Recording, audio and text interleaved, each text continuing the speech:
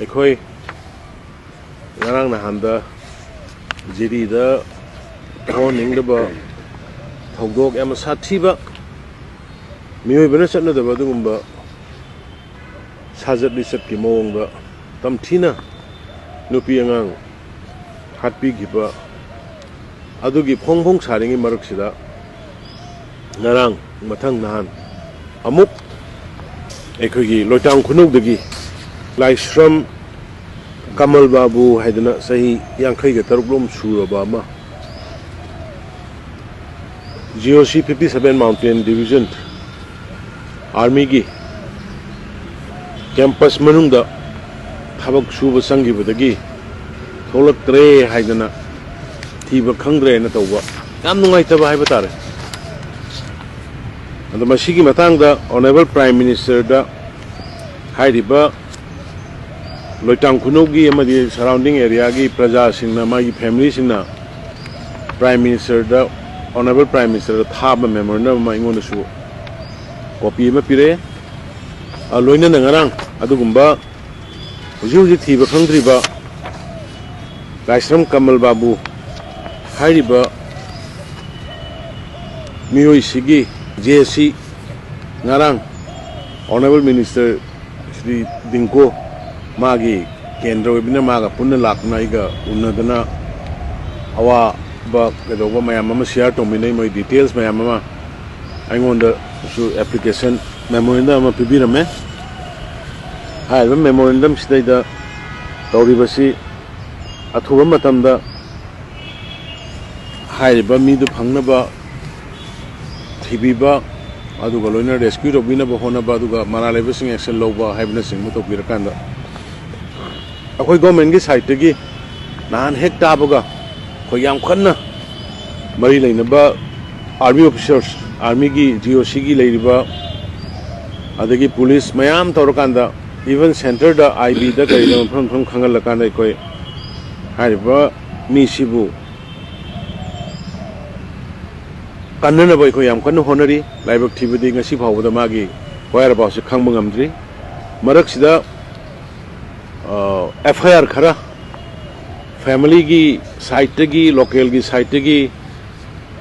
khogi semi police station da karida GOC 57 Mountain Division gi moigi official singa gi mathakta masigi responsible Pugadabani haibana singba FIR kya sanba khotpa tawba gi pawsu leire government gi site gi su ikoino ji makoida Hairiba Mogi Laimakong Army Camp Sigida Sangbada Mogi entry exit Kima sign to Wagi Lay Hairiba get to Daita Hairiba Nipasi entry Togibagi Magi signature of a copy Honorable Prime Minister Thaba memorandum on the copy period Yaure Aduna Hairiba Posimogi within the campus Hoitaro Matung the Mangkhiba Madu Ekoi Makoina Madugi Pangunaba Tibada Madugi responsibility Simakoina measure share lobum Toi Haidana Kogi government side to Sumakoida Koi Kaman give a lake on the Prajamiam the Koi Mediagi Kutang the Ainamayam the Hajari Sekoi Sugumba Kanosing Sekoi Yam Tuna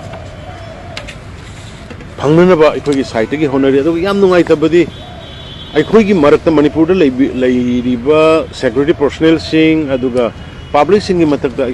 transparency and sincerity. Puxian isang sanga the Badona. Tawugumba mainly security person group Krada. Masiam live of Tivani. Manipur the labor citizens all Punamak all Manipuris are Indian citizens have a she. Makoida Yam equally Manana Yang and Nimba. I call the filterway Amadana Hena Toba, Amadana Hena Toba. Tawi Loipak Tawi have not some section Krada. Madugu magi mami tabadong na tawbosi yam live activity aduna yaraga di Houjik campus manung da Mangkhiba na madugi responsibility si makoina lauraga atuba matamda hairiba Mangkhiba Laisram Kamalbabu se magi where about si tuna magi family da madi Manipur gi praja miyam da khanganbam thoi haidana ai Gomang side to Moida Kangan give a lake. लोनना अखोई home ministry center की leadership पोसी सीरियसनी मरमदी security की campus मनुंग secure होरक्त्रगदी मदुगी अखोई मिशन प्रजा सिंगी पुलिस करी होइगदगे हाबिसि खनबियु हाबिना सिंगबसु अखोइना मरी लेनबा सिंगा अखोई खन खरे दुना प्रजा मयामना तुनिंग फादा बिरगा हारिबा सिचुएशन सी